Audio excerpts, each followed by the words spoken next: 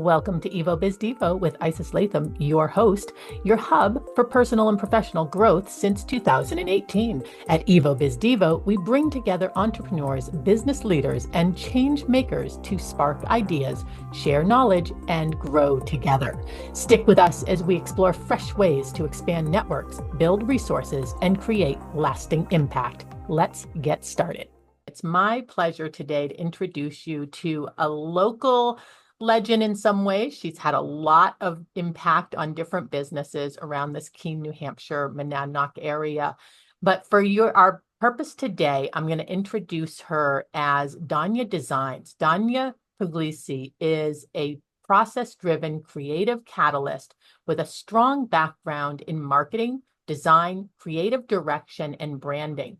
Danya started her career as a metal sculptor and has showcased work nationwide. In 2013, she relocated from New York City to rural New Hampshire, where she is co-founded an art collective dedicated to creating a home for artists and musicians.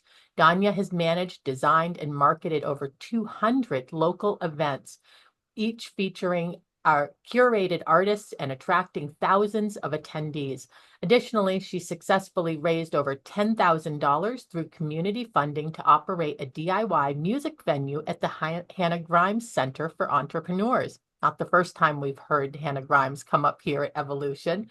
Well, Danya collaborated with local artists to advance the Monadnock region's art community, including developing Keene's public art policy and installing its first public art piece in 2017. In 2018, she opened a farm-to-table craft cocktail restaurant that won 19 awards, designed to serve as a gathering place for local artists, musicians, and community members. I personally have enjoyed it many times. The business made a remarkable impact in jumpstarting the thriving local art and music scene. The restaurant closed in November 2024, unfortunately, but it made space for Danya to get her master's degree in media design and pursue her design career further. As a small business owner, she gained expertise in various aspects of business, including managing teams of 10 to 30 people, human resources, operations, business management, financial management, branding, marketing, and more. All of this has made her an adaptable problem solver with profound understanding of the value of teamwork. With Danya's background, she brings a unique perspective to the design world and a keen interest in packaging design and branding. Her deep understanding of space, material, and form, rooted in her fine arts education, shapes her design process. Danya is a strong illustrator who can develop highly custom designs. Well, this ideology is that design is to be used as a tool to create profit. Danya combines research strategy and psychological principles, which we'll be talking about today, to develop strong brands and designs, ensure consistent branding, build trust, and drive revenue by innovatively solving the client's design problem. I think there is so much there, right? We've talked already just in that intro about where you've come from, where you've been, and now where you're going. And it's really a pleasure to be able to have this conversation with you. And so I have to ask, what inspired you to become so passionate about branding? Sure. Yeah. Thank you, Isis, for having me today. I'm really excited to be here. Thank you. So, we talk about in that statement, it mentions the word catalyst, and I think that really embodies a lot of why I'm so passionate about branding. Um, as an artist myself, and then moving to a rural area, it was a little on purpose, a little on accident kind of situation. And I really wanted to find a home for the artists in the area. And don't quote me on this, but I've heard that the Monadnock region has one of the highest places like that's populated by artists per census. So when I moved here, I heard that statistic and I was like, well, if that's the case, then where is everyone showing work? Where is everyone networking? Why isn't there more community around it? And so we decided to create Machina, which has been kind of this whirlwind of attracting all these different like-minded people and creatives throughout the years. And so through that process, I value detail. And as a fine artist, I really, in going through school, there was something that really got ingrained in my personality of like making sure that everything is taken care of, including, the walls to the environment to the smells. And so that really lends itself hand to hand in branding.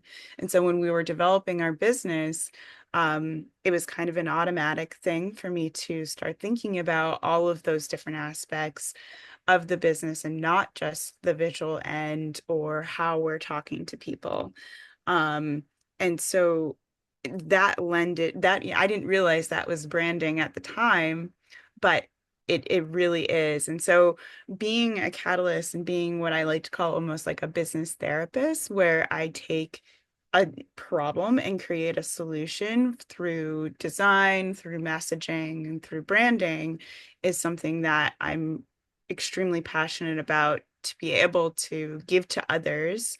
And it's been a really fun process to work with artists and musicians and businesses, because artists and musicians are businesses. They're just little businesses themselves. So Yeah.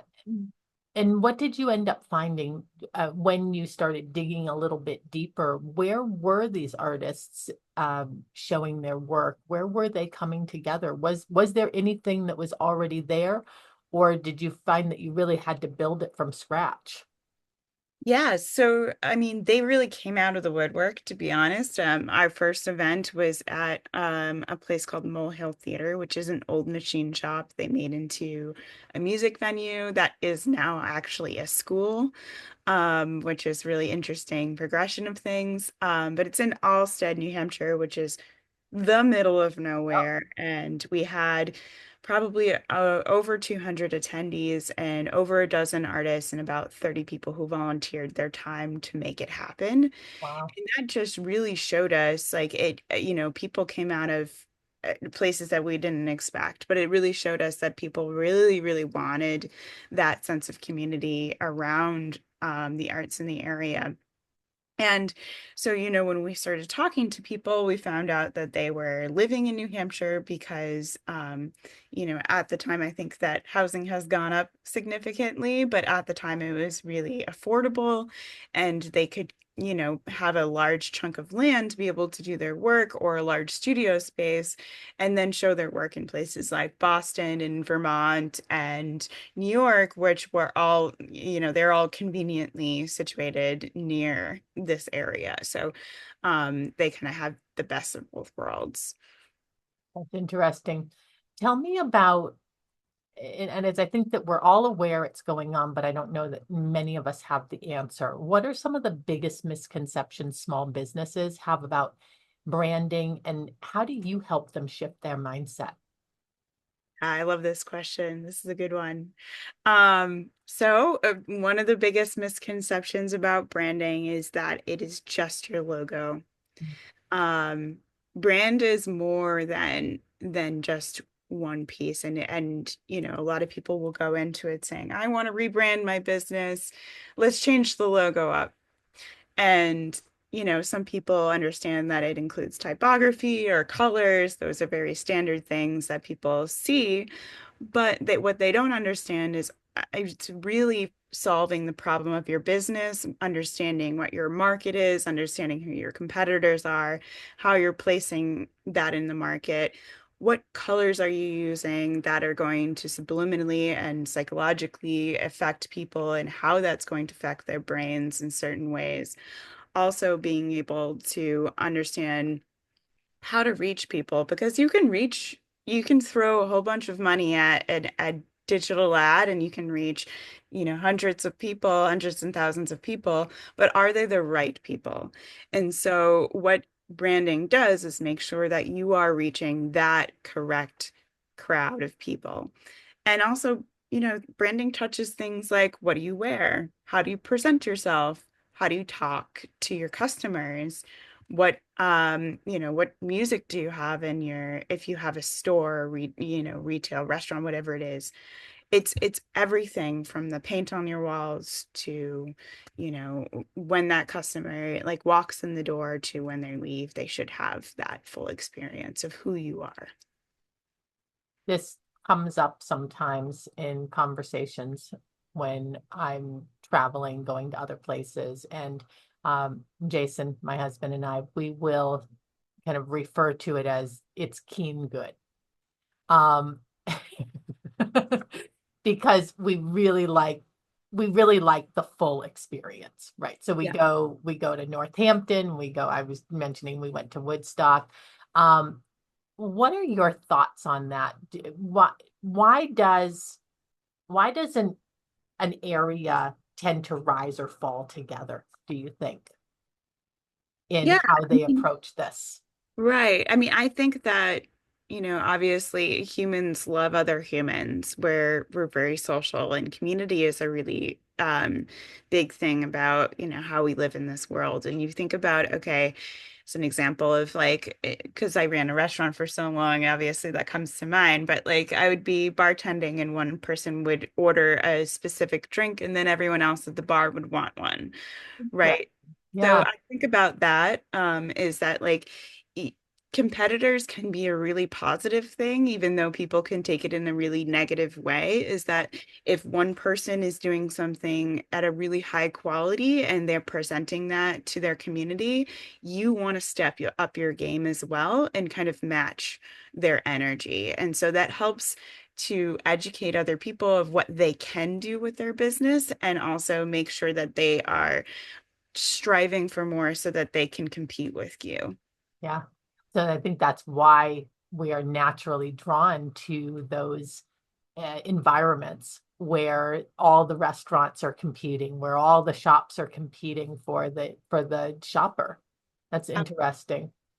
Yeah, and I mean, I do feel like speaking of Keene as a community, specifically, like it's an incredibly collaborative community. So even though the restaurants are competing, the retail stores are competing, that's a natural thing that's going to happen. They are also incredibly collaborative. So, you know, they're never going to say no to a neighbor if you ran out of straws, if you ran out of whatever. And so it's an amazing environment in that sense, where sometimes in other cities you have competitors that really don't like each other and they would never help each other. Yeah. So having that healthy competitive nature is really important. How do you think that might translate to businesses like some of the ones that are represented here today in our mastermind, where they're they're not really in a small community, they're in this larger kind of virtual community and world. How might they apply that lesson to how they approach things? Yeah, absolutely. I mean, I think it's important no matter what um, place in the marketplace you're in to showcase your uniqueness Mhm. and to be able to stand out. And your brand should really talk about and showcase what you do right away. If you look at someone's logo and brand and website and then you don't understand what they do, then you're doing something wrong. There's you know, you think about like walking into a store, and obviously this is a, you know, a different kind of space, but you walk into a store and you look at a whole bunch of beauty products on a shelf. You're gonna pick one, even if you don't know the brand, you're gonna pick one that is aligned with what you want and is relatable to what you're going through. And so for any service-based business that is on you know, the internet specifically and not in a store or retail, doesn't have any of those aspects, it's the same thing. It's how do you become relatable enough to be able to strike that customer in the place that that what they're looking for. Yeah. So that's a great prelude to tell us a story where strategy and consistency really made a measurable difference in business growth with somebody that you've been working with. Tell us Sure. one of your success stories. Yeah, absolutely. So I worked with the Cheshire Children's Museum. I did what I call brand solidification, which means that I didn't create their brand or do any rebranding with their visual part of their brand. What I did is I took all of the branding that they already had and I figured out, okay, where are the inconsistencies and what between messaging, between their visual inconsistencies and what they're doing for their marketing, for their website, because they already had this brand and they were just not leaning on it. Mhm. And so we took all of those little pieces and started to make it consistent and make it more trustworthy to the community in different way, like to be able to they could see the colors that we were using, the typography that we're using, the messaging that we were using. All of those pieces started to come together. And because of that, they made about 20% more in their annual fundraising event that we created. And they also had donors that they had been trying to get to donate money for years suddenly come out of the woodwork and be interested in donating. And that is because they became, they presented themselves in a more professional manner, and that consistency in branding can gain trust across the board because it makes you look like you understand what you're doing, but also you're a settled business that really is presenting yourself in the way that you want to the community. So it builds that kind of trust. That's interesting. And you just touched on something there that when we spoke independently of evolution, that you mentioned that really caught my attention as well. And you spoke about having it come back to a return on investment for the work that you're doing with a client. How do you gauge that ahead of time, and how do you set proper expectations? Right. Yes. And I mean, marketing's kind of a gamble in some ways, right? And there's some things that just can't be quantified. But, with branding, there is statistics that you, if you have a consistent brand, you'll make 23% more than your neighbor, your competitor. And that's just an average, right? There's a higher and lower depending on your industry and depending on how far you take it. But you're going to in the end make more money and be able to than your competitor. I mean, a really good example of this is Amazon. They're such a big company, and when you're ordering something from Amazon, you know it's going to come to your door. And then if you have a competitor that doesn't have a name for itself, doesn't have a brand for itself, and you're looking at a product and saying, "Oh, well, maybe this is less expensive, maybe it's better quality, but I don't quite trust this because I don't know if this is really going to come to my door. Is this going to come on time?"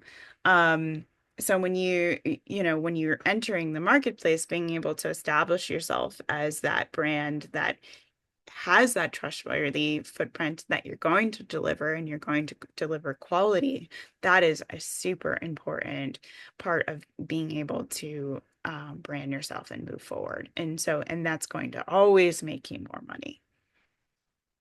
And so if a business understands this concept, but maybe they have a limited budget, what are the top three branding elements that they should prioritize to build the trust and visibility initially? Absolutely. Top three. I think everything is so important, but let's see. So I think you really need to have, yes, you need to have a solid logo. The logo is the doorway to your business. It's not everything, but it's the first thing that people are going to see. Mhm. You need to have a solid understanding of your messaging is huge because you want to be able to have that consistent voice throughout your entire company, whether or not that's sending an email to somebody for customer service or that's sending out a social media post. Mhm. And then three, you want to make sure that your visual typography and colors are all consistent. Don't if you're using one typography one day and one color the next day and you're all over the place, you kind of come off as this person that doesn't know what they're doing. And so having that really clear understanding of, okay, we're using these and we're going to stay consistent to those things. Those are the most important. You're a great educator. I can imagine that people are probably thinking, how do I get into Danya's world? Where do you show up? Where are you sharing your expertise, your knowledge? If somebody is just trying to kind of orbit with you, even if they're not quite ready to have you Yeah. hired on to help them with their branding. Yeah, absolutely. Yeah, I mean, contact me directly. I have a website. It's www.danyadesigns.com, really simple, and you can contact me through there. I do all sorts of things with businesses. As I said, anything from brand solidification. So it's just taking what you have and trying to figure out how you apply it to your marketplace, to rebranding, to creating a brand from the ground up. Um, so it really just depends on you and your needs. There are problems within brands that have to do with specific products. Maybe one product isn't selling correctly, and we have to think about why isn't it selling it, where it needs to be positioned in the marketplace, and who it really needs to be marketed to in order for it to succeed. And so, if you just want to have a talk and think things through, I'm always excited and happy to do that because I love problem solving, clearly. And for that person who's ready to work with you, how do they begin? What's the first step? What should they prepare ahead of time so that they're coming to the table ready? Yeah, absolutely. So I will walk you through that. So don't be worried about having to bring something to the table. All you have to do is bring you and your ideas. And so what I do is I start with an inquiry form and I learn a little bit more about you and your project and what you're looking to achieve and how we can achieve that within your budget. And then we do a discovery call where we kind of go through more details and I set you up with a client portal and you start answering some questions for me. The best thing you can do when you're working with anyone regarding branding and thinking about the visual aspect of your business, go on Pinterest, go on Google, search for different images, save things if you see them on social media. That is that is an ideal way of you to start building this understanding of, okay, this is what I'm looking for, and being able to take inspiration from others. Because there's a lot of different ways you can go, right? And I'll help you through those. But if you can have some kind of direction of what you're interested in, it's a really helpful thing. That's great. That's a great idea because then that way they don't have to try to explain it. They can Right. just show it. It's what resonated with them. Well, it's been a real pleasure having an opportunity to talk with you today. And for those people who are watching this as a recording, I just want to remind you, attend Evolution Business Development on Wednesdays, 11:50 a.m. Eastern, because after this, you're not going to get to be a part of it. I'm sorry, but after this, Danya is going to lead us through a mastermind activity. And that's where a lot of the fun happens. So we hope that you'll reach out to Danya, that you'll have a conversation with her, and that you will find her as engaging as we have. Thank you. Thank you. Thanks for watching. If you enjoyed this video, don't forget to like, subscribe, and turn on notifications so you never miss an episode. Want to be our next featured speaker? Click the link in the description to register, and let's stay connected. Follow me on all those social media platforms for financial tips to help you make your money work smarter while you build financial stability. Stay tuned for more and see you in the next one.